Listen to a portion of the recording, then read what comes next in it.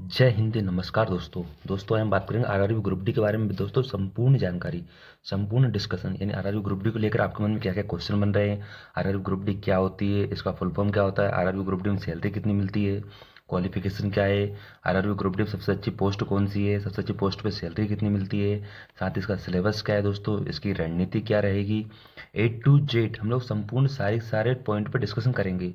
यानी दोस्तों जो भी सवाल, जो भी क्वेश्चन आपके माइंड में चल रहे हैं, जो भी आपने सोच रखा है कि आरआरबी ग्रुप डी मुझे ये करना है, तैयारी इस लेवल ही करना है, सिलेक्शन कैसे होगा, कितने नंबर पर सिलेक्शन हो जाएगा, किस चैप्टर से कितने क्वेश्चन पूछे जाएंगे, संपूर्ण हम लोग इस बारे में डिस्कशन करेंगे। लेकिन दोस्तों शर्त ये है कि आप वीडियो को पूरा वॉच कीजिए।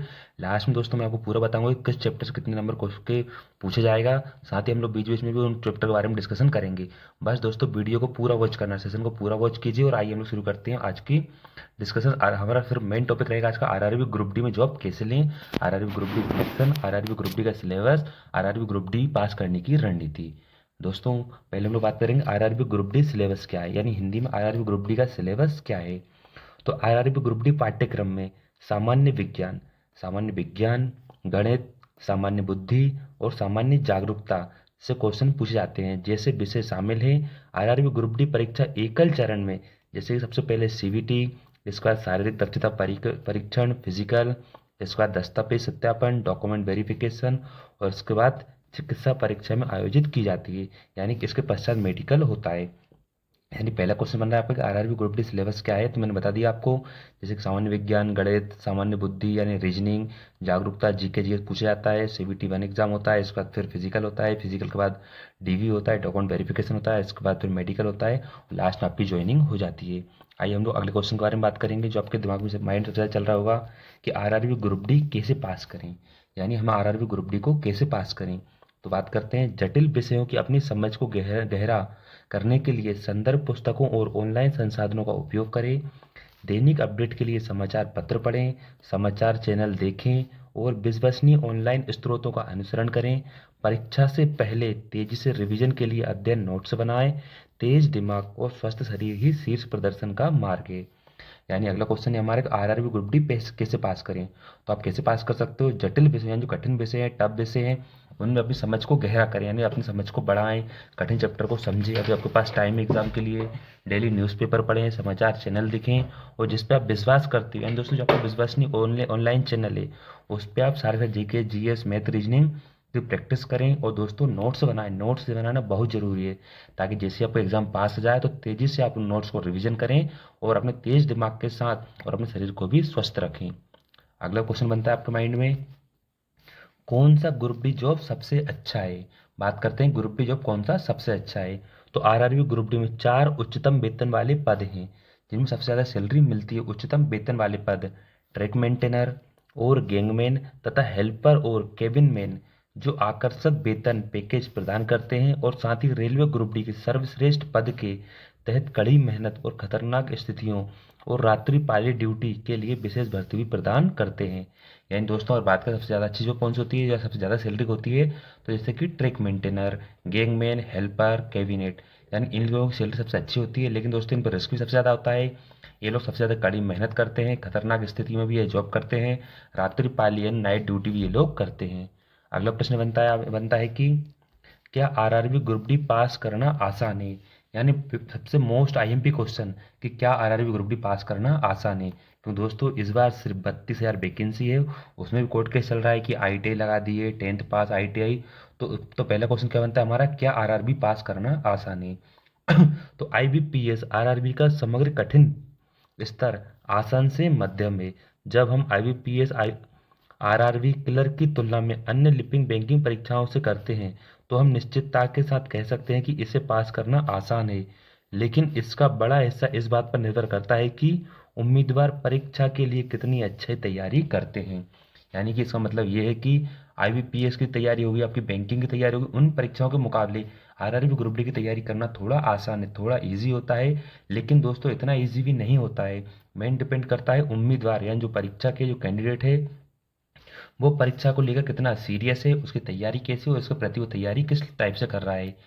बस दोस्तों आपको तैयारी अच्छी करना है। अगला क्वेश्चन बनता है कि आरआरबी ग्रुप डी में सबसे ज़्यादा सैलरी कितनी है, यानी कि अगर आरआरबी ग्रुप डी में आपकी जॉब लग जाती है तो सबसे ज़्यादा सैलरी क्या है। तो इसका बारे में बात करेंगे। वेतन 3 लाख से 5 लाख रुपए प्रति वर्ष के बीच है तथा पैकेज में कई भत्ते भी शामिल होते हैं। यानी कि बेसिक अगर बात की जाए तो आरआरबी ग्रुप डी में ईयरली यानी साल भर की 3 लाख से लेकर 5 लाख के बीच में आपको सैलरी मिलती है टोटल, तथा जिसके मध्य आपके कई सारे भत्ते जैसे टीए डीए आपके अलाउंस वगैरह सभी मिलाकर ये सब में ऐड हो जाते हैं। अगला क्वेश्चन बनता है इसमें हमारा, आरआरबी ग्रुप डी का फुल फॉर्म क्या है। इन बात करते हैं आरआरबी ग्रुप डी का फुल फॉर्म क्या है। आरआरबी का पूरा नाम रेलवे भर्ती बोर्ड है।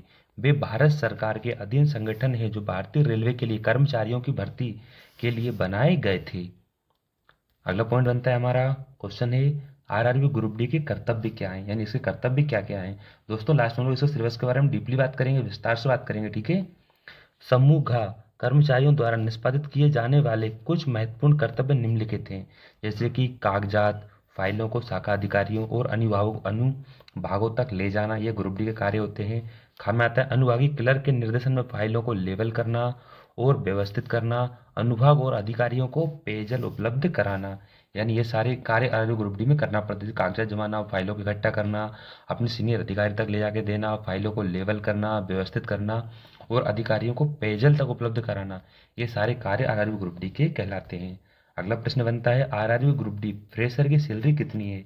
यानी अगर अभी आपकी जॉब लगती है, जैसे कि आरआरबी ग्रुप डी वैकेंसी 2024 में आई थी, एग्जाम इसको 2025 में हो जाएंगी, जब भी 25 लास्ट में 26 में आपकी ज्वाइनिंग होती है तो ग्रुप डी फ्रेशर यानी जब आप फ्रेशर रहोगे तो फ्रेशर का वेतन आरआरबी ग्रुप डी पदों का इन हैंड वेतन टीयर 1 शहर में 7वें वेतन आयोग के अनुसार 18,000 के मूल वेतन के साथ 25,000 रुपये प्रति माह है। यानी कि मूल वेतन 18,000 रुपये माना जाए 7वें वेतन के अनुसार, और जिसके अनुसार मूल वेतन 25,000 और 25,000 से ज़्यादा भी मिलता है, यानी दोस्तों टीए डीए सभी अलाउंस मिलाकर। और अभी आपको पता है जैसे कि 8वां वेतन लगने वाला है तो आपकी सैलरी में और ज़्यादा बढ़ जाएगी। आगे बात करते हैं हम लोग, क्या आरआरबी लड़कियों के लिए अच्छा है, यानी बात करते हैं लड़कियों के बारे में, क्या गर्ल्स के लिए आरआरबी अच्छा है। तो आरआरबी ग्रुप डी पद में लड़कियों के लिए वरीयता दी जाती है। किन किन पोस्ट के लिए, सहायक ट्रैक मशीन, सहायक सीएनडब्ल्यू, सहायक एसएनटी, सहायक टीएलएंडसी यानी कार्यशाला में, और सहायक कार्यशाला जैसी भूमिकाएं महिलाओं के लिए आदर्श हैं जो रेलवे में करियर की वृद्धि प्रदान करती हैं। यानी कि महिलाओं के लिए भी सहायक ट्रैक मशीन, सहायक सीएनडब्ल्यू, सहायक एसएनटी, सहायक टीएलएंडसी कार्यशाला और सहायक कार्यशाला जैसी भूमिका महिलाओं के लिए आदर्श हैं। अगला प्रश्न बनता है RRB group D in hand salary कितनी बनती है। यानी 2025 में सबसे ज़्यादा बेसिक क्वेश्चन बन रहा है लोगों का कि आरआरबी ग्रुप डी में बेसिक सैलरी कितनी होती है। यानी दोस्तों वैसे ये सेंट्रल की जॉब है, सेंट्रल की जॉब में पेमेंट बहुत होती है, स्टेट की जॉब के मुकाबले सेंट्रल की जॉब में बहुत सैलरी होती है। तो आरआरबी ग्रुप डी कर्मचारियों के लिए मूल वेतन मैंने अभी बताया मैंने आपको 18,000 प्रति माह है। हाउस रेंट अलाउंस यानी एचआरए पोस्टिंग के शहर पर निर्भर करता है, जिसमें एक श्रेणी के शहरों को मूल वेतन का 24% यानी 4,320 रुपये, 22 श्रेणी के शहरों को 16% मूल वेतन का 2,880 रुपये, और जेड श्रेणी के शहरों को 8% यानी 1,440 रुपये मिलता है। यानी दोस्तों ये डिपेंड करता है आपकी पोस्टिंग किस शहर में हुई है। यानी अगर आपकी पोस्टिंग एस श्रेणी के शहरों में होती है तो आपको मूल वेतन का 24% मिलेगा, अगर वाई श्रेणी के शहरों में हुई है तो आपको 16% मिलेगा, अगर जेड श्रेणी के शहरों में आपकी पोस्टिंग है तो आपको अपनी सैलरी का 8% अलग से मिलेगा। अगला क्वेश्चन बनता है क्या आरआरबी ग्रुप डी एक अच्छी नौकरी है। तो आरआरबी ग्रुप डी आकर्षक वेतन और पैकेज के साथ साथ अतिरिक्त लाभ और करियर विकास का अवसर प्रदान करती है। ये पद 7वें वेतन आयोग के लेवल 1 के अंतर्गत वर्गीकृत किए गए हैं। यह जॉब रोल नौकरी में स्थिरता और भत्ते प्रदान करता है। अगला पॉइंट बनता है इसमें, अब दोस्तों हम लोग बात करते हैं इसके सिलेबस के बारे में, यानी किस चैप्टर से कितने कितने नंबर का पूछा जाएगा। यानी topic wise distributions of questions in mathematics, यानी पहले हम लोग बात करते हैं मैथमेटिक्स में, यानी मैथ में आपका इधर टॉपिक्स रहेंगे आपके एक्सपेक्टेड वेटेज यानी कितने नंबर के क्वेश्चन आ सकते हैं। पहले आता है नंबर सिस्टम, इसमें से 1 या 2 नंबर का पूछा जाएगा। फिर आता है बोर्ड मास, 2 या 3 नंबर को क्वेश्चन से पूछे जाएंगे। फिर आता है डेसिमल एंड फ्रैक्शन, 1 या से 2 क्वेश्चन पूछे जाएंगे। एवरेज से 1 या 2 क्वेश्चन पूछे जाएंगे। एलसीएम एंड एचसीएफ से 1 से 2 क्वेश्चन पूछे जाएंगे। आगे आता है रेशो एंड प्रोपोर्शन, 2 से 3 क्वेश्चन पूछे जाएंगे। परसेंटेज से 2 से 3 क्वेश्चन पूछे जाएंगे। आगे बात करते हैं हम लोग मैथ में मेंसुरेशन, इससे 2 क्वेश्चन पूछे जाते हैं। टाइम एंड वर्क से 3 से 4 क्वेश्चन पूछे जाएंगे। टाइम एंड डिस्टेंस से 2 से 3 क्वेश्चन पूछे जाएंगे। सिंपल एंड कंपाउंड इंटरेस्ट से 1 से 2 क्वेश्चन पूछे जाएंगे। प्रॉफिट एंड लॉस से 1 से 2 क्वेश्चन पूछे जाएंगे। एलजेब्रा से 1 क्वेश्चन पूछा जाएगा। जियोमेट्री एंड ट्रिग्नोमेट्री से 1 क्वेश्चन पूछा जाएगा। एज कैलकुलेशन यानी आयु से एज कैलकुलेशन से 2 से 3 क्वेश्चन पूछे जाएंगे। कैलेंडर एंड क्लॉक से भी 1 क्वेश्चन पूछा जाएगा। आगे बात करते हैं हम लोग रीजनिंग के बारे में, यानी कि topic wise distributions of questions in general intelligence and reasoning से। इधर टॉपिक्स रहेंगे आपके, इधर एक्सपेक्टेड वेटेज रहेगा। एनालॉजी से 2 से 3 क्वेश्चन पूछे जाएंगे। अल्फ़ाबेटिकल एंड नंबर सीरीज से 3 से 4 क्वेश्चन पूछे जाएंगे। कोडिंग एंड डिकोडिंग से 2 से 3 क्वेश्चन पूछे जाएंगे। मैथमेटिक्स ऑपरेशन से 1 से 2 क्वेश्चन पूछे जाएंगे। स्लोगिज्म से 1 क्वेश्चन पूछा जाएगा। वेन डायग्राम से 1 से 2 क्वेश्चन पूछे जाएंगे। डाटा इंटरप्रेशन से यानी कि आप जानते हो पाई चार्ट और डाटा आता है, उनसे 1 से 2 क्वेश्चन पूछे जाएंगे। आगे बात करते हैं लोग रीजनिंग में ही कंक्लूजन्स एंड डिसीजन मेकिंग से 1 क्वेश्चन पूछे जाएगा। कथन और निष्कर्ष। एनालिटिक रीजनिंग से 3 से 4 क्वेश्चन पूछे जाएंगे। क्लासिफिकेशन से 2 से 3 क्वेश्चन पूछे जाएंगे। डायरेक्शन से 1 से 2 क्वेश्चन पूछे जाएंगे। स्टेगमेंट आर्गूमेंट्स एंड असम्पशंस से 4 से 5 क्वेश्चन पूछे जाएंगे। आगे बात करते हैं हम लोग जैसे कि साइंस से। एंड दोस्तों साइंस से सबसे अहम भूमिका होती है। मैथ रीजनिंग तो हर कोई कर लेता है, मैथ रीजनिंग बन जाती है, लेकिन साइंस भी बहुत जरूरी है आपके नंबर स्कोरिंग के लिए। Topic by distributions of questions, इसमें इधर टॉपिक है आपके, इधर एक्सपेक्टेड क्वेश्चन पूछे जाएंगे। फिजिक्स फिजिक्स से 7 से 8 क्वेश्चन पूछे जाते हैं, जो कि आपके न्यूमेरिकल क्वेश्चन भी हो सकते हैं 7 से 8 क्वेश्चन। फिर आती है केमिस्ट्री। केमिस्ट्री से 9 से 10 क्वेश्चन पूछे जाते हैं, सबसे ज़्यादा केमिस्ट्री से क्वेश्चन पूछे जाते हैं, जिसमें आपकी अभिक्रिया वगैरह अभिक्रिया ये सब सम्मिलित रहती हैं। आ जाता है बायोलॉजी। बायोलॉजी से लगभग 6 से 7 क्वेश्चन पूछे जाएंगे आरआरबी ग्रुप डी के एग्जाम में। आगे बात करते हैं हम लोग टॉपिक बाय जैसे कि जीके जीएस में आपका जैसे स्पोर्ट से, स्पोर्ट एंड खेल कूद से किस खेल में कितने खिलाड़ी हैं, कहाँ पे कौन सा गेम खेला गया, किस खिलाड़ी को कौन सा पुरस्कार मिला है, ऐसे 2 से 3 क्वेश्चन पूछे जाएंगे। इकोनॉमिक्स से भी 1 से 2 क्वेश्चन पूछे जाएंगे। सीईओ चेयरमैन अपॉइंटमेंट्स यानी लेटेस्ट में करंट में भी कहाँ के सीईओ कौन बने हैं, वर्तमान में रेलवे के चेयरमैन कौन है, और नई नई नियुक्तियों पदों के बारे में 1 से 2 क्वेश्चन पूछे जाएंगे। आगे आता है current affair. Daily current affair updated घटनाओं से 8 से 9 क्वेश्चन पूछे जाते हैं। करंट अफेयर सबसे ज़्यादा पूछा जाता है 8 से 9 नंबर का। फिर इसके बाद जियोग्राफी से 2 से 3 क्वेश्चन पूछे जाएंगे। हिस्ट्री से भी आपके 2 से 3 क्वेश्चन पूछे जाएंगे। आगे बात करते हैं हम लोग यानी दोस्तों सब्जेक्ट, नंबर ऑफ क्वेश्चंस और मार्क्स, यानी जिसमें कि जनरल साइंस मैंने बताया अभी आपको क्वेश्चन के बारे में, तो आपके 25 नंबर की जनरल साइंस यानी साइंस पूछी जाएगी, जिसमें 25 क्वेश्चन 25 नंबर के रहेंगे। आगे बात करते हैं मैथमेटिक्स, जिसमें हम लोग अभी बात की मैथमेटिक्स में, तो मैथ आपकी 25 क्वेश्चन पूछे जाएंगे, जो कि हर एक क्वेश्चन 1 नंबर का रहेगा, टोटल 25 नंबर का मैथ पूछी जाएगी। आगे आती है जनरल इंटेलिजेंस एंड रीजनिंग, जिसमें आपके 30 क्वेश्चन पूछे जाएंगे और यह 30 नंबर के रहेंगे। आगे आती है general awareness and current affair, जिसमें 20 नंबर का करंट अफेयर जीके जीएस ये सब पूछा जाएगा, जो कि 20 क्वेश्चन रहेंगे और कितने के रहेंगे, एक क्वेश्चन का 1 नंबर यानी 20 नंबर का ये पूछा जाएगा। आगे आता है टोटल, यानी टोटल में जैसे कि 100 क्वेश्चन पूछे जाएंगे और हर एक क्वेश्चन 1 नंबर का रहेगा, तो 100 नंबर का ये पेपर रहेगा। साथ ही दोस्तों इसमें टाइम की बात करें तो टाइम आपको 90 मिनट का टाइम दिया जाएगा, यानी कि 1.5 घंटे का आपको टाइम रहेगा।